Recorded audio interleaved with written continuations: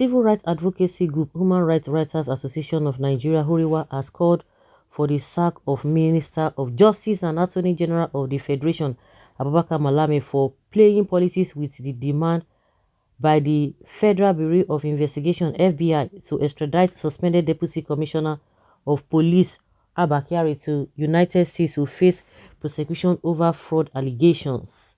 Huriwa has also asked the Anambra State government and the governors of the Southeast to demand that investigation about the sudden death of the most senior Igbo police officer in Nigeria, Joseph Igbenuke Itato, charged with the investigation of the embattled police officer.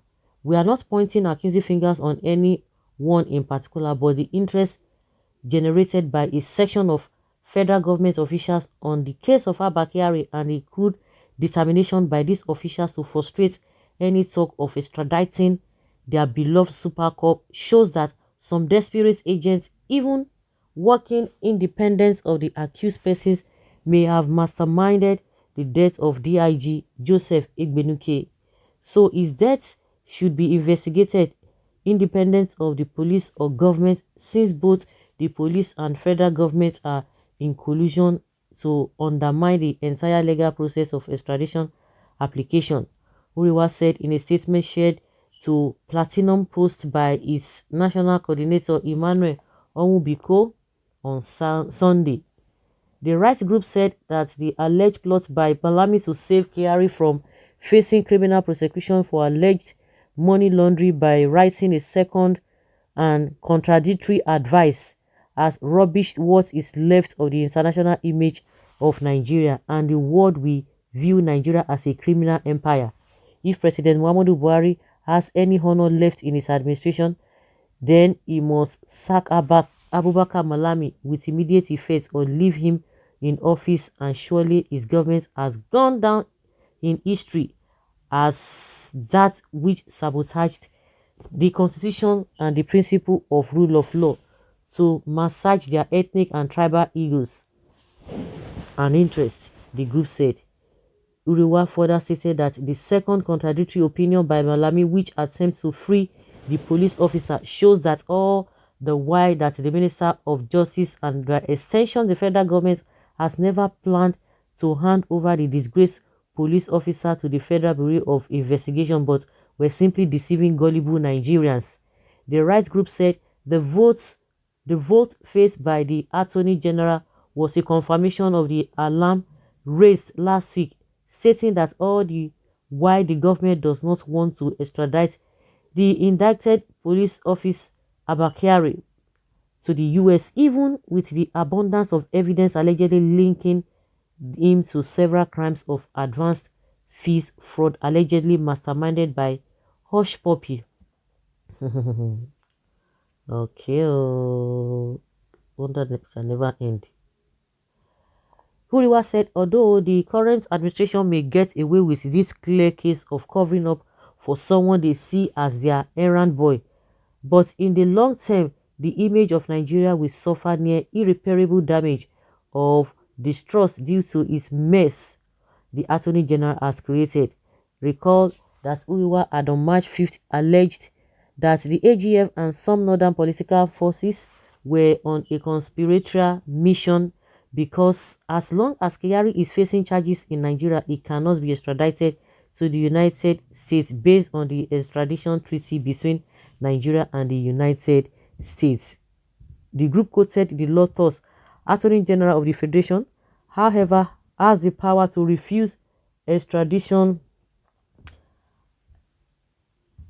Well, according to Section 3 of the Extradition Act, which places restriction on extradition, a fugitive criminal who has been charged with an offense under the law of Nigeria or any part therefore not being the offense for which his surrender is sought, or B, who is serving a sentence imposed in respect of any such offense by a court in Nigeria, shall not be surrendered until such a time as he has been discharged, whether by acquittal or on the expiration of his sentence or otherwise.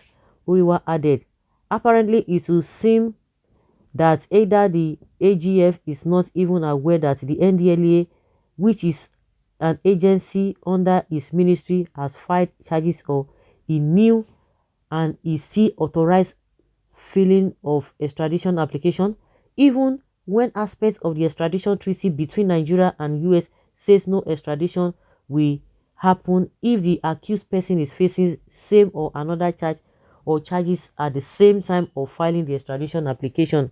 Uriwa had also accused the Minister of Justice of connivance to undermine the extradition of Abba Kyari. Thus, so it is either that the government is taking Nigerians for a ride for modding up the extradition application so that sacred cows does not go to the US to face charges of 419 alongside Hush Puppy, or the Justice Minister needs to explain why his office did not ask the NDLA not to file charges so that the extradition application goes first and is successfully obtained, because as it is, the accused person can't be extradited since he now has an advantage of the provision of the extradition treaty not to be extradited. You know, when people were talking of taking this, they say, it is a lie. Do you know the implication of the drug, whatever? That one is even damning. It's damning all that. But, you know, when people talk and you think that they are just layman, they don't even understand anything. Now forget them. But see what is happening now. All over the world, it is usually very difficult to fight drug and financial crimes because it is usually a well-organized network with both the highs and lows involved. Attempts to unravel this dangerous network usually leads to many more crimes committed, including elimination of anyone who the group consider a threat to their secrecy, the type we read in novels and now openly demonstrated with all seriousness. When Nigerians were talking, they say you don't know what it is, but it's becoming clearer. They say, oh, it is not possible, it is not possible. Maybe it was a coincidence. Maybe this and this and that. Oh my God. And just like it's been said, that is what Malami has already done. Modeling the whole thing, confusing, contradicting himself. It's just what is happening. God is really trying. Abakari is not going to be extradited to anywhere. The guy we mentioned names of most of these top politicians and people in government who is working for. It is as simple as that. Extradition for Abakari is just no good area. Well, whatever Malami likes, let him do. He will soon find out why nobody he will soon find out why nobody is above the law. So guys, let's say your opinion and have your take on this.